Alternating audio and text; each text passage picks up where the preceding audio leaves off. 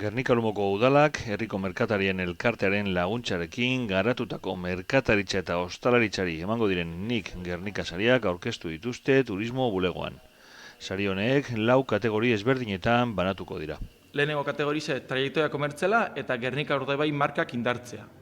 Eurek hitzek esan da moduen, hemen lehenengo kategorietan ze baloratuko da, gehien bat, trajektoria komertziala, honetik izango dire, danok ez egotzen dugu zen, betidaniko dendak, urtiek eta urtiek pasabala, martxan jarretzen daben dendak, eta behaitxe, Gernika Urdaibai markak indartzea zer da?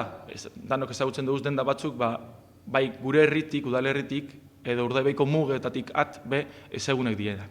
Hau izango zen lehenengo kategori zen, zaritzen dana, beste puntu batzu ez gain. Bigarren kategoria zein je, merkataritza berria edo merkataritza berritzailea. Merkataritza berria izango zen, produktu edo zerbitzu berri bat eskaintzen daben denda bat izango zen, eta merkataritza berritzailea izango zen, betidaneko denda bat, baina neurri edo ekintza berritzaileen bat garatu da bena.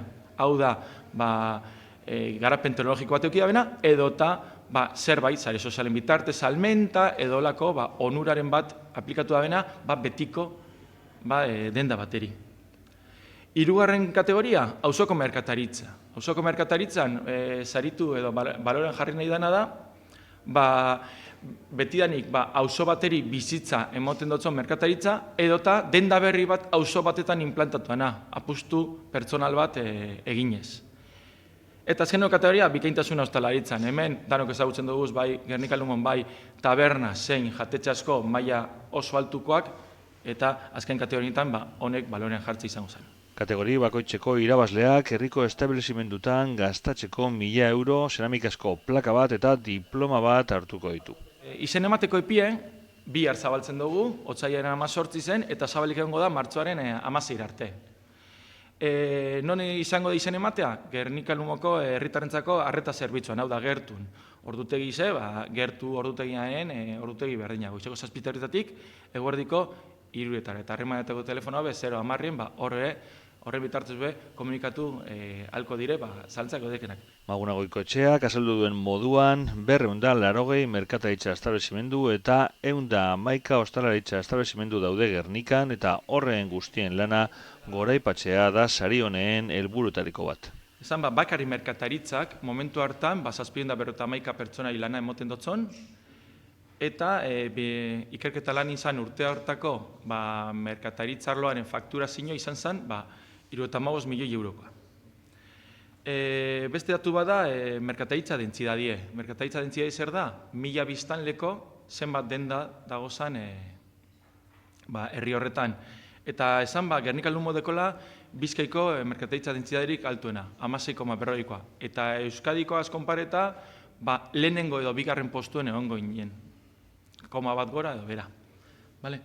Hone dire datu kuantitatiboak, barkatu. Baina datu kuantitatibo ez gain, datu kualitatiboa dauz. Ikusi oso moduen, merkataritza 751 pertsona imote dutzo lan, 751 pertsona horren atzien familia asko eta asko dauz, baina bai merkataritza dauztalaritze, dano dakigu moduen, herri baten nortasunen, bizitza sozialaren eta kulturaren zatibe da.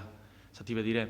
Eta guzti hori, denpora asko daragu, eta bai merkatari elkartiaz batera urte bidaraguz, pentsetan zelan aldogun hori balorin jarri, eskertu edo zelan aldan goreipatu, guk herritarrok kale horretan garinen, hor zan dagozan dendak zabalik, zerbitzu eta produktu ezberdinak eskaintzen, ostalaritza bezelan egoten dan, goiz, atzalde eta gau zabalik, jaiegunetan eta bertabar, eta sari honekaz, gure nahi izen dugune, bai merkatari elkartik eta bai udalak izen da, lan hori, askok eta askok negozio modu ikusten da bena, eta euren ogibide modu ikusten da bena, baina guretzat, datu ekonomiko ez gain, nortasun aldetik eta bizi kalidad aldetik, gehiago emoten duzkonak, ezta?